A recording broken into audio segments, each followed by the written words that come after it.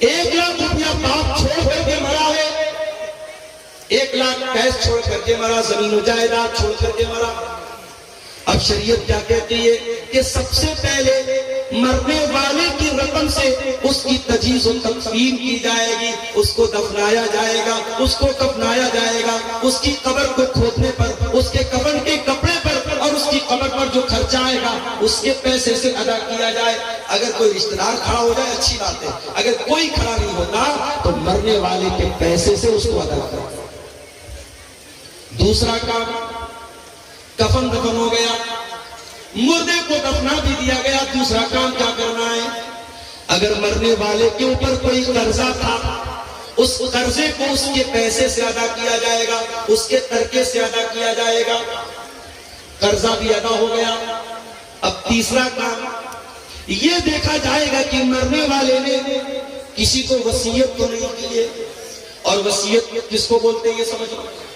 ہو سکتا ہے مرنے والا اپنی زندگی میں مدرسے کی مدد نہیں کر پایا، مسجدوں میں چندہ نہیں دے پایا، اللہ کی راہ میں خرچ نہیں کر پایا، مرنے کے ٹائم احساس ہوا یار اتنی دولت بنا کے جا رہا ہوں، اتنا پیسہ بنا کے جا رہا ہوں، کچھ دین کے راستے میں بھی پیسہ لگانا چاہیے، کچھ زمین و جائیداد مدرسے کے لیے بھی دینی چاہیے۔ جیسے آج آپ کے مدرسے کے لیے چندہ ہوا، مجھے چندہ کرنا نہیں آتا، میرا مجھے کہا تھا جو صاحب مجھے لے کے آ رہے تو انہوں نے کہا تھا مولانا صاحب تھوڑا آپ چندے پر بول دیجیے گا، لوگ آئے مسافہ کر کے دے دیں، یہ سب مجھ سے نہیں ہوتا۔ لیکن ایک اپیل کرتا ہوں کہ زندگی میں یہی چیزیں آپ کے کام آئیں گی۔ عبدالغفار صاحب کی تقریر سنیں گے رات میں چلے جائیں گے، مولانا جزیر صاحب کی تقریر سنیں گے چلے جائیں گے، مگر آپ نے اس مدرسے کو جو چندہ دیا ہوگا وہ کہیں نہ کہیں آپ کے نام اعمال میں، آپ کی نیکیوں کے اکاؤنٹ میں درج ہو جائے گا، اور قیامت کے دن بھی وہ آپ کے کام آئے گا۔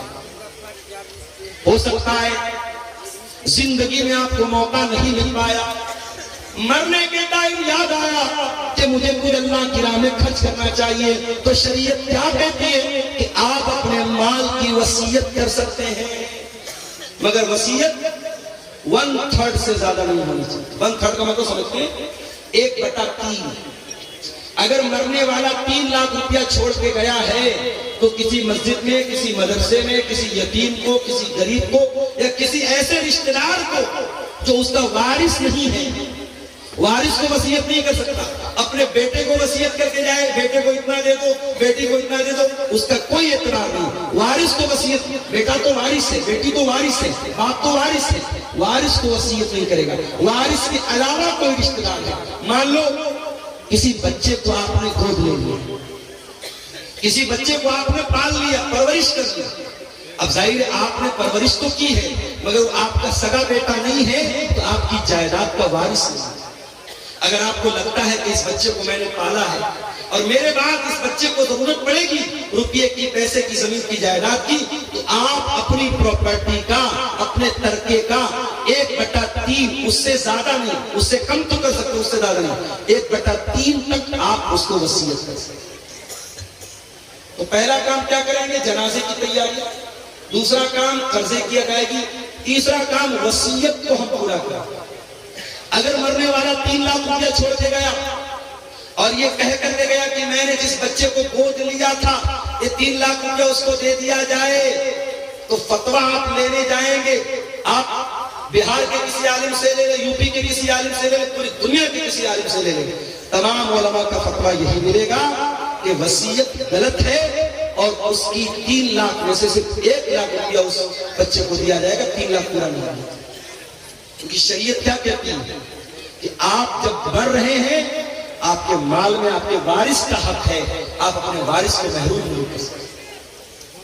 دنیا کی اور شریعتوں میں، دنیا کے اور مذاہب میں ایسا کوئی نظام نہیں ہے، ایسا کوئی سسٹم نہیں ہے۔ امریکہ میں بہت بڑے بڑے لوگ مر گئے اور مرنے کے پہلے اپنی ساری زمین جائیداد اپنے کتے کے نام کر کے چلے، اپنے کتے کے نام، اپنے نوکر کے نام، اپنی گرل فرینڈ کے نام، اپنی رکھیل کے نام کر کے جاتے ہیں۔ اللہ کا شکر ادا کرو. اللہ نے ہمیں اور آپ کو اسلام جیسی نعمت سے نوازا ہے. اسلام میں آپ وصیت بھی اگر کریں گے اپنے مال کی تو کسی انسان کو کریں گے, کسی جانور کو نہیں کر سکتے. یا کسی مسجد میں کریں گے, کسی مدرسے میں کریں گے, کسی اچھے کام میں کریں گے, اور وہ وصیت 1/3 سے زیادہ نہیں کر سکتے. اگر 3 لاکھ روپیہ چھوڑ کے جا رہے ہو تو 1 لاکھ سے زیادہ نہیں کر سکتے. اب یہ 3 کام ہونے کے بعد اب چوتھا نمبر آیا, اب وارثوں کو حصہ دیا. اب جب وارثوں کو حصہ دیا جائے گا تو کچھ لوگوں کا حصہ تو اللہ نے بتا دیا, ماں کا اتنا حصہ ہے, باپ کا اتنا حصہ ہے, شوہر کا اتنا حصہ ہے, بھائی کا اتنا حصہ ہے. کچھ لوگوں کا حصہ تو اللہ تعالیٰ نے بتا دیا ہے, اور کچھ لوگوں کا اللہ تعالیٰ نے حصہ نہیں بتایا ہے. جو وارثوں کو دینے کے بعد جو بچے گا وہ ان کے درمیان بانٹ دیا جائے گا. جیسے بیٹے اور بیٹی کا حصہ اللہ تعالیٰ نے طے نہیں کیا ہے. اگر باپ زندہ ہے, اگر ماں زندہ ہے تو باپ کو 1/6 دیا جائے گا, ماں کو 1/6 دیا جائے گا. اور ماں باپ کو دینے کے بعد, اور اگر مرنے والے کی بیوی زندہ ہے اور اولاد موجود ہے تو بیوی کو 8واں حصہ دیا جائے گا, اور اولاد اگر نہیں ہے تو بیوی کو 1/4 دیا جائے گا. بیوی کو دینے کے بعد, ماں باپ کو دینے کے بعد اب جو باقی بچے گا وہ بیٹے اور بیٹی کو دیا جائے گا. اب بیٹے کو کتنا ملے گا, بیٹی کو کتنا ملے گا؟ قرآن کہتا ہے للذکر مثل حظ الانثیین, لڑکے کو لڑکی کا ڈبل ملے گا, لڑکے کو لڑکی کا ڈبل ملے گا. اب دنیا میں لوگ اس پر بڑا واویلا مچاتے ہیں, تو اسلام میں بڑی ناانصافی ہے, عورت کے ساتھ بڑا انیائے ہو رہا ہے. لڑکے کو ڈبل مل رہا ہے, لڑکی کو آدھا مل رہا ہے. پہلی بات تو یہ ہے, اسلام اللہ کا دین ہے, اور اللہ کے دین میں کبھی ناانصافی نہیں ہو سکتی. اللہ تو عدل والا ہے, اللہ تو عادل ہے, اور اللہ کا ہر حکم عدل والا ہے. اللہ کو خود پتا ہے کس کو کتنا دینا ہے. اللہ کے قانون میں کبھی ناانصافی نہیں ہو سکتی. اگر اللہ تعالیٰ نے لڑکا لڑکی کو برابر دیا ہوتا, اگر اللہ کے قانون میں برابر کا حکم ہوتا تو یہ لڑکے کے ساتھ ناانصافی ہو جاتی. کیوں؟ کیونکہ کما کے لانا تو لڑکے کو ہے, اپنی بہن کو کما کے بھائی دے گا, اپنی بیٹی کو کما کر کے باپ دے گا, اپنی بیوی کو کما کر کے شوہر دے گا. مرد کو تو ہر حال میں کمانا ہے, اور عورت کو کمانا نہیں, عورت کو تو کھانا ہے. عورت کو کوئی کھلائے گا, اور کھلانے والا کون ہے؟ مرد ہے. اسی لیے اللہ تعالیٰ نے مرد کی ذمہ داریوں کو سامنے رکھ کر کے اللہ نے یہ فیصلہ کیا للذکر مثل حظ الانثیین, لڑکے کو لڑکی کا ڈبل ملے گا. اب مان, مرنے والے کا 1 لڑکا ہے, 2 لڑکی, اور مرنے والا 2 لاکھ روپے چھوڑ کے مر, تو ظاہر ہے کہ 2 لاکھ میں سے 1 لاکھ روپیہ لڑکی کو مل جائے گا, اور 50 ہزار روپیہ دونوں لڑکیوں کو مل جائے گا. تو اگر ریشیو نکالو تو لڑکے لڑکی کو تو برابر مل رہا ہے. اور اگر کہیں لڑکیوں کی تعداد زیادہ ہے اور لڑکا 1 ہے, یا لڑکے کی تعداد کم ہے, تو مجموعی اعتبار سے لڑکیوں کو زیادہ مل جائے گا. تو قرآن کہتا ہے تم نہیں جانتے کہ کس کو کتنا ملنا چاہیے. یہ اللہ کا فیصلہ اور اللہ کا قانون ہے, اور اللہ نے جو طے کر دیا اسی کے حساب سے بانٹا جائے گا. تم نہیں جانتے, اس لیے کہ رشتہ اللہ نے بنایا ہے. کسی کو باپ اللہ نے بنایا ہے, کسی کو ماں اللہ نے بنایا ہے, کسی کو بیٹا اللہ نے بنایا. جب رشتہ اللہ نے بنایا ہے تو ان کا حق بھی اللہ ہی طے کرے گا, تم نہیں طے کرے. ہمارے یہاں کیا ہوتا ہے, باپ مر گیا, بھائیوں نے بیٹھ کر کے زمین جائیداد کا بٹوارا کر دیا, بہن کو پھوٹی کوڑی نہیں ملی, بہن کو 1 پیسہ نہیں ملا. بہن آئی, بھائی آپ نے باپ کی جائیداد کا بٹوارا کیا, مجھے کیوں نہیں دیا؟ بھائیوں نے دھمکی دی. میں شیرشاہ آبادی ماحول نہیں جانتا, میں کٹیہار کا ماحول, میں بنارس کی بات کروں, اپنے ماحول کی بات کروں. بھائیوں نے دھمکی دی, اگر تو اپنا حصہ لے لے گی آج کے بعد ہم سے رشتہ مت رکھنا, ہم سے کوئی تعلق مت رکھنا. اگر ہم نے اپنے باپ کی پراپرٹی میں سے کچھ کو حق دے دیا تو آج سے رشتہ ختم. بہن بیچاری سوچتی ہے بھائی سے رشتہ ختم کرنا بڑا مہنگا سودا ہے. بھائی اور بھتیجے کی محبت بھی دل میں ہوتی ہے. بہن کہتی بھیا جو ہے آپ رکھ لیجئے, مجھے کوئی زمین جائیداد نہیں. اس طریقے سے بلیک میل کیا جاتا ہے اور پریشرائز کیا جاتا ہے اور دباؤ ڈالا جاتا ہے بہنوں کے اوپر, اور بہنیں مجبوری میں آ کر کے اپنا حصہ اپنے بھائی کو لے. اور یہ کام کون کر رہا ہے؟ یہ پانچوں ٹائم کا نمازی کر رہا ہے.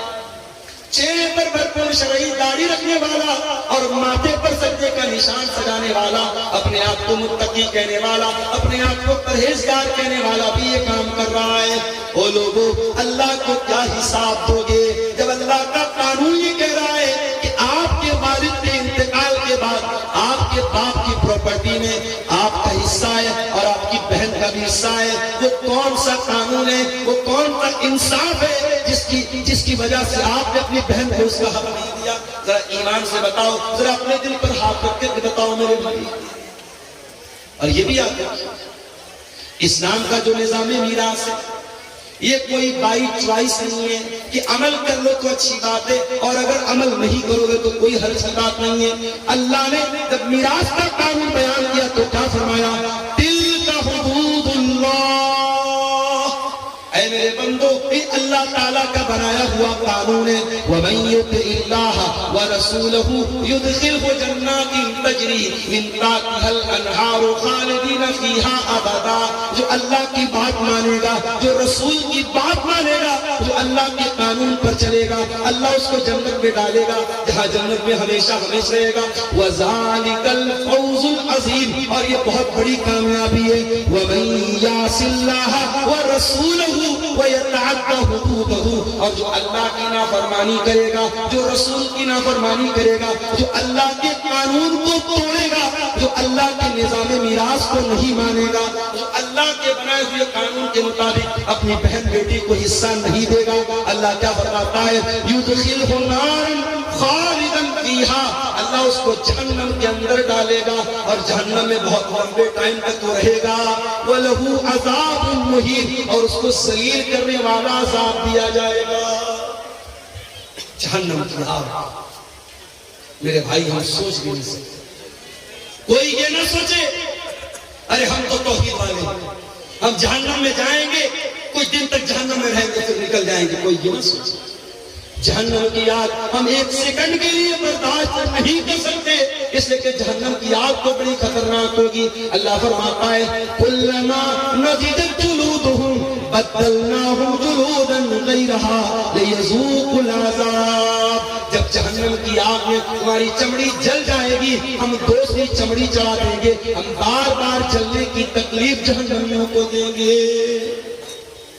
اگر جہنم کے عذاب کو سہن کر سکتے ہو, اگر جہنم کے عذاب کو برداشت کر سکتے ہو تو اپنی بہن اور بیٹی کا حق مار لو, اور اگر برداشت نہیں کر سکتے تو جاؤ معافی مانگو اور اپنی بہن اور بیٹی کو اس کا حق دو.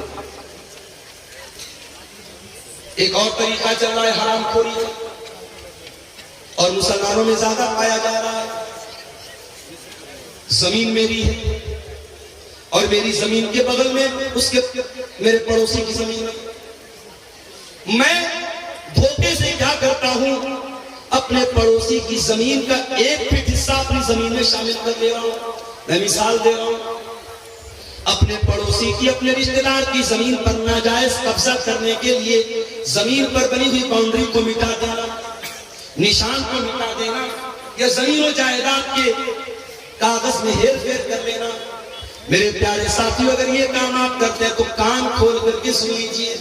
اللہ کے نبی فرماتے ہیں لعن اللہ من غیر منار الارض. جو زمین کے نشان کو بدل دے, جو جائیداد کو ہڑپنے کے لیے, زمین کو ہڑپنے کے لیے زمین کے نشانات کو بدل دے, اس کے اوپر اللہ کی لعنت برستی ہے.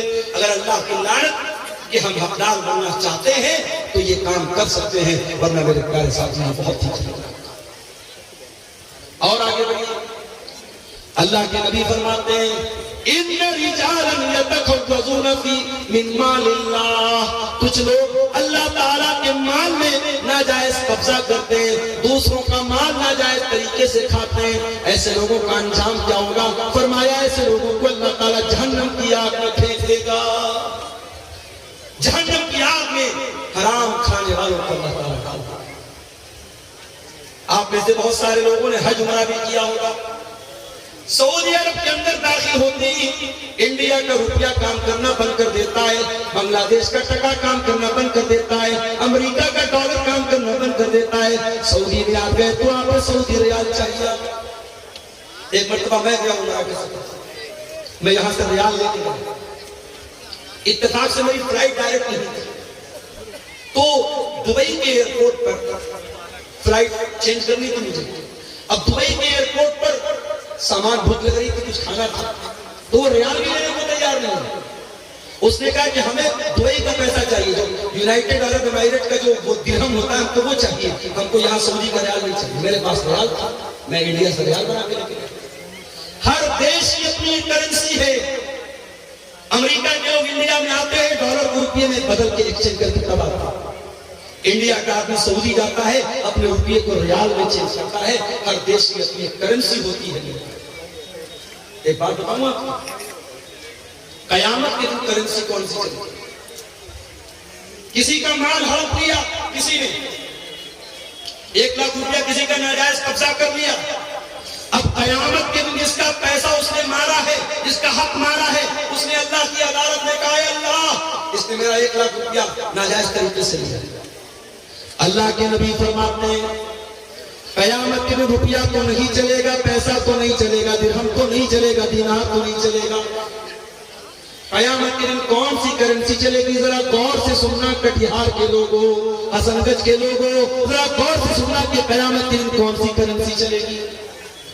اللہ کے پیارے نبی فرماتے ہیں اپنے صحابہ سے، اے میرے صحابہ یہ بتاؤ کہ سب سے غریب آدمی کون ہے، سب سے کلاش آدمی، سب سے نردھن آدمی، سب سے پور آدمی کون ہے، سب سے غریب آدمی کون ہے؟ صحابہ نے کہا اللہ کے نبی جس کے پاس درہم نہ ہو، دینار نہ ہو، روپیہ نہ ہو، پیسہ نہ ہو، سب سے بڑا غریب وہی ہے۔ آپ نے فرمایا میری امت کے اندر سب سے بڑا غریب وہ ہوگا جو قیامت کے دن روزہ لے کر کے آئے گا، نماز لے کر کے آئے گا، صدقہ خیرات لے کر کے آئے گا، زکات لے کر کے آئے گا، مگر کسی کو گالی دی ہوگی، کسی کو برا بھلا کہا ہوگا، کسی کا مال ہڑپا ہوگا، کسی پر جھوٹا الزام لگایا ہوگا، اس کی نیکیاں ان حقداروں کو بانٹ دی جائے گی۔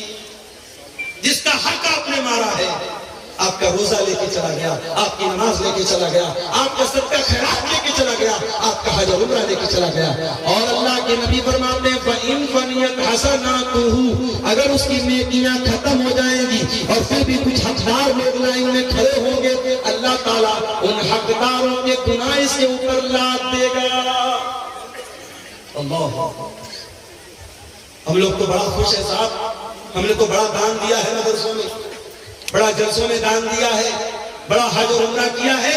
قیامت کے دن اگر حقوق العباد میں کوتاہی کی ہے، اگر کسی کا حق مارا ہے، قیامت کے دن یہ دان، یہ چندہ، یہ روپیہ، یہ پیسہ جو اللہ کی راہ میں ہم نے دیا ہے سب برباد ہو جائے گا اگر ہم نے حقوق العباد میں کوتاہی کی۔ میرے پیارے ساتھیوں، اللہ کے پیارے نبی فرماتے ہیں اگر اس کی نیکیاں ختم ہو جائیں گی اور پھر بھی حقدار لائن میں لگے ہیں، اللہ تعالیٰ ان حقداروں کے گناہ اس کے اوپر لا دے گا۔ جو انسان دنیا سے نماز لے کر کے آیا تھا، روزہ لے کر کے آیا تھا، زکات لے کر کے آیا تھا، حج لے کر کے آیا تھا، اب اس کے اوپر گناہ لادے جا رہے ہیں، بالکل گناہوں سے بھر جائے گا۔ ثم طرح فی النار، پھر اس کو جہنم کے اندر پھینک دیا جائے گا۔ اتنا خطرناک معاملہ ہے، اس لیے وراثت کے معاملات میں اللہ سے ڈرو۔ اور کبھی غور کرو، جس بہن کا حق مار رہے ہو، جس بھتیجے کا حق مار رہے ہو، اس کے باپ کے مرنے کے بعد وہ یتیم ہے، اور یتیم کا مال اگر ناجائز طریقے سے کوئی کھاتا ہے اس کی بڑی خطرناک ہے۔ اللہ کے پیارے نبی اللہ تعالیٰ قرآن میں فرماتا ہے ان الذين يأكلون اموال اليتامى ظلما انما يأكلون في بطونهم نارا، جو لوگ یتیم کا مال ناجائز طریقے سے کھاتے ہیں، حرام طریقے سے کھاتے ہیں، ایک تو حلال طریقہ ہے، اگر کسی یتیم کی پرورش آپ کر رہے ہیں اور آپ پیسے والے نہیں ہیں، آپ اس کی پرورش کر رہے ہیں اور اس پرورش کے بدلے میں اس یتیم کا جو مال ہے اس میں سے اپنے حق بھر کا پیسہ آپ لے رہے ہیں تو اس کی گنجائش نہیں ہے۔ لیکن اگر ناجائز طریقے سے یتیم کا مال کوئی تھا، ان الذین یاکلون اموال الیتامی ظلما، جو یتیم کا مال ناجائز طریقے سے کھا رہا ہے، انما یاکلون فی بطونہم نارا، وہ اپنے پیٹ میں جہنم کی آگ بھر رہا ہے، اپنے پیٹ میں جہنم کی آگ۔ یتیم اس لائق نہیں ہے کہ اس کے اوپر ظلم کیا جائے۔ بڑا بے رحم ہے وہ انسان، بڑا جانور ہے وہ انسان جو کسی یتیم کی حق کو دبائے، جو کسی یتیم کو مارے، جو کسی یتیم کو ظلم کرے۔ اللہ کے پیارے نبی تو یہاں سے فرماتے ہیں انا وکافل الیتیم کہاتین، میں اور یتیم کی پرورش کرنے والا جنت میں اس طریقے سے رہیں گے۔ آپ نے اپنی دونوں انگلیوں سے اشارہ کر کے فرمایا جیسے یہ دونوں انگلیاں ایک دوسرے کے ساتھ ملی ہوئی ہیں، او لوگوں یتیم کی پرورش کرنے والا جنت میں میرے ساتھ رہے گا۔ آج ان مدرسوں میں یتیم بچے پڑھتے ہیں، ان مدرسوں میں یتیم بچے پڑھتے ہیں، اور ان یتیم بچوں پر اگر آپ کوئی مال خرچ کرتے ہیں اس سے ڈبل فائدہ ہوتا ہے۔ جو ثواب ملے گا دان کا چندے کا وہ تو ملے گا، اگر یتیم بچے کے اوپر آپ مال خرچ کر رہے ہیں تو قیامت کے دن اپنے نبی کے ساتھ رہنے کا موقع آپ کو ملے گا۔ اللہ کے نبی فرماتے ہیں جو کسی یتیم کی پرورش میں حصہ لیتا ہے، اللہ کے نبی فرماتے ہیں قیامت کے دن وہ جنت میں میرے ساتھ آتا ہے۔ میرے پیارے ساتھیوں، کسی یتیم کے مال کو ناجائز طریقے سے کھانا جب حرام ہے، آپ کی بہن بھی آپ کے باپ کے مرنے کے بعد یتیم ہو گئی، آپ کا بھتیجا اپنے باپ کے مرنے کے بعد یتیم ہو گیا، اس بھتیجے کا اس بہن کا حق مارنے کے پہلے سوچو کہ کل اگر تمہارے بچے یتیم ہو گئے تو ان کا کیا ہوگا۔ اس کی جگہ اپنے آپ کو رکھ کے سوچو، تمہارا انتقال ہو جائے اور تمہارے بچوں کے ساتھ کوئی ناانصافی کرے، تمہارے بچوں کا کوئی حق مار لے تو سوچو تمہیں کیسا لگے گا۔ اس کی جگہ اپنے آپ کو رکھ کے سوچو اور کسی یتیم کے مال کو ہڑپنے کی کوشش۔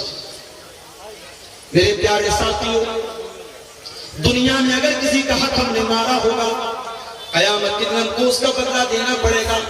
اللہ کے پیارے نبی فرماتے ہیں لَتُؤَدُّنَّ الْحُقُوقَ إِلَىٰ أَهْلِهَا، تم دنیا میں لوگوں کا حق دے دو ورنہ قیامت کے دن ان کو دینا پڑے گا۔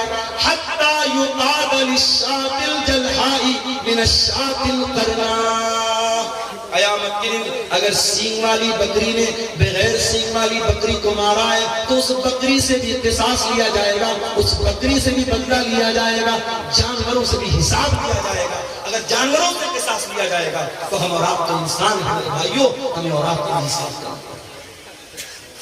اس لیے میرے پیارے ساتھیوں، قرآن کا 30واں پارہ کھولو، اللہ فرماتا ہے وَتَأْكُلُونَ التُّرَاثَ أَكْلًا لَمًّا وَتُحِبُّونَ الْمَالَ حُبًّا جَمًّا، او لوگو تم وراثت کو ڈکار جاتے ہو، تم میراث کو کھا جاتے ہو اور تم مال سے بہت زیادہ محبت کرتے ہو۔ کَلَّا إِذَا دُكَّتِ الْأَرْضُ دَكًّا دَكًّا وَجَاءَ رَبُّكَ وَالْمَلَكُ صَفًّا صَفًّا وَجِيءَ يَوْمَئِذٍ بِجَهَنَّمَ، او لوگو ذرا اس دن کو یاد کرو جس دن زمین کو ٹکڑے ٹکڑے کر دیا جائے گا، زمین کو ریزہ ریزہ کر دیا جائے گا اور اللہ تعالیٰ اپنے بندوں کا فیصلہ کرنے کے لیے آئے گا اور فرشتے بھی لائن لگا کر کے کھڑے ہوں گے اور جہنم کو بھی اس دن لایا جائے گا۔ یومئذ یتذکر الانسان ما سعی، اور قیامت کے دن انسان یاد کرے گا اس نے دنیا میں کیا کیا۔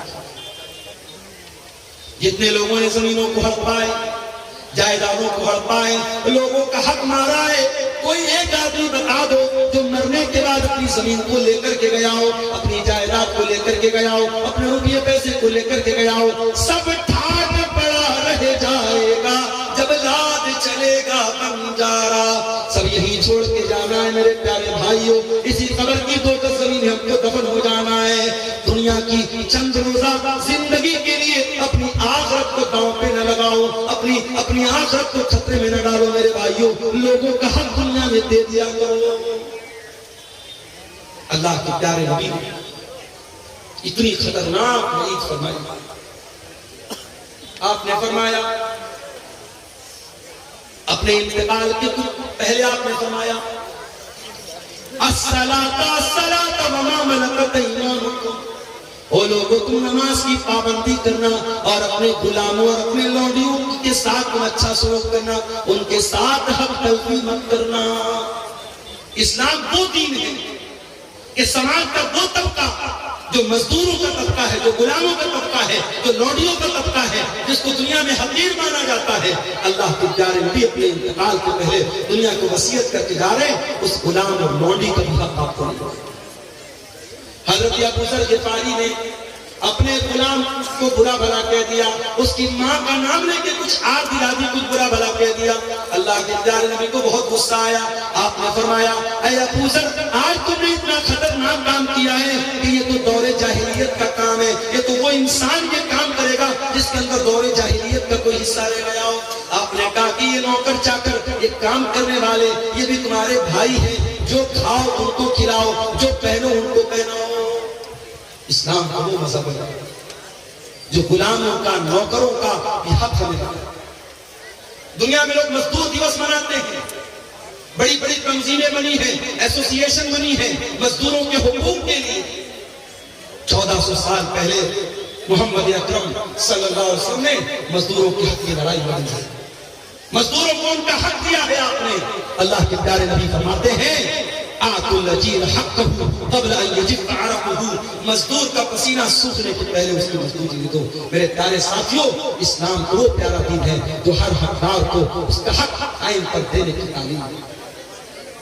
اس لیے اگر کسی کے باپ کا انتقال ہو چکا ہے تو دیر نہ کرے، اپنے بھائیوں کو اکٹھا کرے، بہنوں کو اکٹھا کرے، مفتی صاحب کو بلا لے۔ باپ جو زمین چھوڑ کے گئے، جو جائیداد چھوڑ کے گئے، جو سونا چاندی چھوڑ کے گئے، جو کھیت کھلیان چھوڑ کے گئے، سب کا کیلکولیشن کر کے حساب کر لے اور جس کا جو حق ہے وہ اس کو دے دے۔ میرے بھائی، دنیا میں چند دنوں کی پریشانی سہ لو، یہ اس سے بہتر ہے کہ ہمیں آخرت میں اللہ کے عذاب کو سہنا۔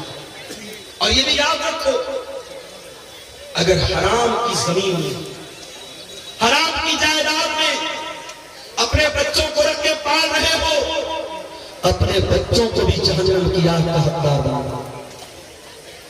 ہم یہ سمجھ رہے ہیں صاحب ہم حرام کا پیسہ کما رہے ہیں، ہمارے گھر میں پیسہ آ رہا ہے، ہمارے بچے چین کی زندگی گزار رہے ہیں، ہماری فیملی چین کی زندگی گزار۔ غلط ہے یہ۔ اگر پیسہ حرام کا آ رہا ہے اور آپ کے بچے عیش کر رہے ہیں، آپ کی بیوی عیش کر رہی ہے، وہ حرام کی کمائی آپ کے گھر کی برکت کو ختم کرے۔ اللہ کے پیارے نبی فرماتے ہیں جو جسم حرام کمائی سے پرورش پاتا ہے فالنار اولیٰ بہ، وہ جسم جہنم کی آگ میں چلے گئے۔ کیا ہم چاہیں گے ہمارے بچے جہنم کی آگ میں چلے؟ ہم کبھی نہیں چلے۔ یہ چند سوالات آئے ہیں، دیکھ لیتے ہیں اس کو، اور آخر میں بار بار پیچھے سے ڈیمانڈ آ رہی ہے، آپ لوگ بڑی تعداد میں موجود ہیں اور آپ کو بتانے کی ضرورت نہیں جلسے کا مقصد کیا ہے۔ اور میرے بھائیوں نے مجھے بتایا ادارہ کافی قرضے میں چل رہا ہے، اس کی جو بلڈنگ وغیرہ بنی ہے اس پر کافی قرضہ ہے۔ آپ حضرات میری تقریر کے آخر میں جو بھی تعاون ہے، آپ جو بھی دان کر سکتے، تعاون کر سکتے، یہاں آپ کو دیتے جائیے گا، انشاءاللہ اس پر بہترین اجر اللہ تعالیٰ آپ کو دے گا۔ اور میں سب کے لیے اجتماعی طور پر ایک دعا کر دوں گا۔ سعودی عرب کے ساتھ عید اور بقرعید کی نماز پڑھنا کیسا ہے؟ کچھ علماء اس کو جائز ٹھہراتے ہیں، ساتھ ہی سعودی عرب کے ساتھ جزاک اللہ خیر۔ دیکھیے کسی بھائی نے تعاون پیش کیا ہے، اللہ ان کے تعاون کو قبول کرے۔ میرے بھائیوں، ہم اپنے انڈیا میں، اپنی کنٹری میں نماز کیسے پڑھتے ہیں؟ کیا سعودی کے حساب سے پڑھتے ہیں؟ نہیں، ہم یہاں کے حساب سے نماز پڑھتے ہیں۔ سعودی عرب میں ہم سے 2.5 گھنٹے کا فرق ہے۔ ہم عشاء کی نماز کے بعد آرام سے بستر پہ سونے جاتے ہیں، ٹی وی چالو کرتے پتہ لگا سعودی عرب میں عشاء کی اذان شروع ہو رہی ہے، تو ٹائم کا فرق ہے۔ ویسے ہی چاند کا بھی فرق ہے، چاند ہمارے ملک میں کبھی اور نظر آتا ہے، سعودی عرب میں کبھی اور نظر آتا ہے۔ اور اس مسئلے میں اگرچہ کچھ علماء کا یہ کہنا ہے کہ ساری دنیا میں ایک چاند ہونا چاہتا ہے، مگر آپ کے جھارکھنڈ کے بہت بڑے عالم دین انتقال کر گئے، اللہ غنی کی رحمت کرے، علامہ عبدالعزیز حقانی صاحب رحمۃ اللہ علیہ۔ میں نے ان کا مضمون پڑھا تھا، بڑی تفصیل سے انہوں نے لکھا تھا اور انہوں نے دلائل سے ثابت کیا تھا، اور مرکزی جمعیت اہل حدیث سے ان کا وہ مضمون چھپا تھا کہ ہر علاقے کے لوگوں کی اپنی رویت ہے ہر شہر کے لوگوں کی اپنی رویت ہے، وہ اپنا چاند دیکھ کر کے روزہ رکھیں گے، اپنا چاند دیکھ کر کے عید منائیں گے۔ یہ پورے ہندوستان یا پوری دنیا میں ایک چاند منانا یہ دلیل کے اعتبار سے مضبوط بات نہیں ہے، اور نہ پریکٹیکلی ایسا ممکن ہے۔ ایسا جب تک ممکن نہیں ہے تب تک کوئی اگر اپنی الگ عید منا رہا ہے، اپنا الگ روزہ رکھ رہا ہے، تو یہ مسلمانوں کی جماعت میں پھوٹ ڈال رہا ہے، اس کو اللہ کیا حساب دینا پڑے گا۔ بچت کھاتے میں بینک میں رکھے ہوئے پیسے میں بیاج کے طور پر کچھ روپئے جمع کر دیتے ہیں اور ہمیں معلوم نہیں پڑتا تو اس پیسے کو کیا کیا۔ دیکھیے یہ مت کہیے کہ معلوم نہیں پڑتا، سارا سسٹم موجود ہے۔ انٹرسٹ کی رقم روز نہیں آتی ہے، ہر کوارٹر پر آتی ہے۔ ہر کوارٹر مطلب ہر 3 مہینے پر آپ کے بینک میں پیسہ انٹرسٹ کا آتا ہے۔ آپ اپنی پاس بک پہ اگر انٹری کرائیں گے، پاس بک پہ لکھ کے آ جائے گا انٹرسٹ کا اتنا پیسہ۔ آپ کو کچھ نہیں کرنا ہے، آپ ہر کوارٹر پر اپنے بینک کا اسٹیٹمنٹ نکلوائیے اور انٹرسٹ کی رقم نکال کر کے وہ رقم کسی غریب کو دے دیجیے، بس وہ آپ کے اوپر استعمال نہیں ہونی چاہیے۔ اپنی ذات پر استعمال نہیں کرنا ہے، بینک میں رکھنا نہیں ہے، اس کو نکال کے خرچ کر دینا ہے۔ کسی بھی کوئی دوا علاج کے لیے ضرورت ہو اس کو دے دیجیے، کسی بھی غریب آدمی کو جس کو ضرورت مند ہے اس کو مسلمان کو بھی دے سکتے ہیں، غیر مسلم کو بھی دے سکتے ہیں، کوئی حرج کی بات انشاءاللہ نہیں، اجر کی نیت سے اس پر کوئی اجر و ثواب کی نیت نہیں کرنا، وہ کوئی دان نہیں ہے۔ وہ پیسہ آپ اس لیے غریب کو دے رہے ہیں کہ پیسہ استعمال ہو جائے، بس اس کو اپنے اوپر استعمال نہیں کر سکتے آپ، لیکن غریب کو دے دیں گے وہ استعمال کر سکتا ہے۔ ثواب آپ کو نہیں ملے گا، نہ ثواب کی نیت آپ کو۔ کچھ لوگ 50% یا 60% میں چندہ کرتے ہیں، وہ کیسے؟ دیکھیے شریعت میں زکوٰۃ کی رقم کے جو مصارف بیان کیے گئے، قرآن میں اللہ نے سورۃ توبہ میں بیان کیے، اس میں زکوٰۃ وصولنے والے کو بھی زکوٰۃ کی رقم میں سے دینے کا حکم، والعاملین علیہا، لیکن اس کا باقاعدہ پرسنٹیج بنانا، اور پرسنٹیج بھی اتنا بڑا بنانا کہ دینے والا 1 لاکھ دے رہا ہے اور مدرسے میں 40,000 پہنچ رہا ہے، 30,000 پہنچ رہا ہے، تو بہت غور کرنے کی بات ہے۔ اس لیے جو میری نظر میں علماء کے فتاوے ہیں، جو تحریریں ہیں، انہوں نے سختی سے منع کیا ہے کہ ٹھیک ہے چندہ لانے والوں کو پیسہ دیا جائے، مگر اتنے بھاری ریشیو کے ساتھ ان کو کمیشن دینا یہ مناسب نہیں ہے۔ کسی بھائی نے 500 روپے کی رقم دی ہے مدرسہ رحمت عالم کو، اللہ تعالیٰ اس بندے پر رحمت فرمائے۔ 1-2 سوالات آ رہے ہیں، مجھے 2 بجے تک کا الٹیمیٹم ملا ہے، 2 بجنے والے ہیں۔ قبرستان کے نام پر زمین دینے کے بعد پھر اسی زمین کو واپس لے لینا کیسا ہے، اور اس زمین پر کھیتی غلط ہے۔ اگر آپ نے قبرستان کے نام پر زمین وقف کر دی تو وقف زمین کو دوبارہ واپس نہیں لے سکتے۔ قبرستان کے نام پر زمین وقف ہو گئی تو اس پر قبرستان ہی بنے گا، اس کو دوبارہ لینا اور کھیتی کرنا بالکل غلط ہے، یہ مناسب نہیں ہے۔ میری سگی بہن کی شادی جس لڑکا سے ہوئی، اس لڑکا کی سگی بہن سے کیا میں شادی کر سکتا ہوں نگد مہر کے ساتھ؟ 10 سال ہو گیا میری بہن کی شادی میں، اب میں اپنے بھائی کی بہن سے شادی کرنا چاہتا ہوں تو کیا کر سکتا ہوں؟ بالکل۔ دیکھیے شریعت میں جو منع ہے اس کو بولتے ہیں نکاح شبار۔ اس کی شکل کیا ہوتی ہے کہ مہر کے بجائے یہ طے کر دیا جائے کہ میں آپ کی بہن سے شادی کروں، آپ میری بہن سے شادی کروں۔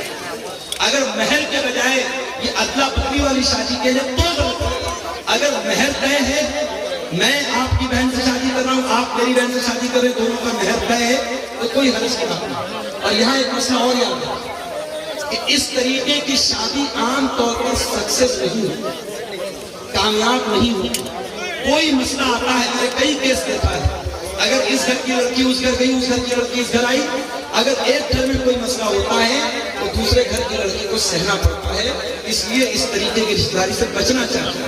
حرام تو نہیں ہے، ناجائز تو نہیں ہے، مگر بچنا چاہیے تاکہ مسئلہ پیدا نہ ہو، لیکن شریعت کے اعتبار سے